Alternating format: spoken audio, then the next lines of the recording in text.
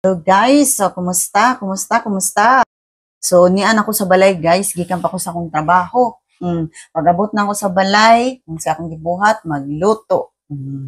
Ana guys ha, andam-andam na mo. Kay diri sa Sweden guys, dili uso ang katabang. Kung senyorita ka di sa Pilipinas, pag-abot nimo diri sa Sweden, imuha tanan ha, mao na imong gawas lang guys kung ang imong jowa kuan kanang hilig sad sa mga trabaho sa balay.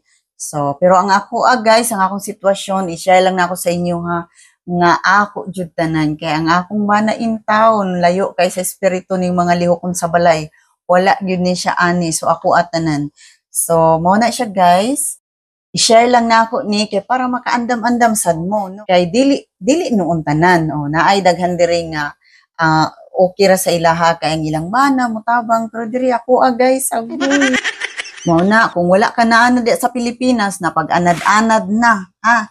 Pag-anad-anad na, kay pag-abot ni mo diri, imuha gyud tanan, laba, luto, limpyo, tanan-tanan. Kay wala di katabang diri guys. So mao na siya guys. So swerte na lang kung ang imong jowa motabang sa lihokon sa balay. O kana, swerte na kayo na.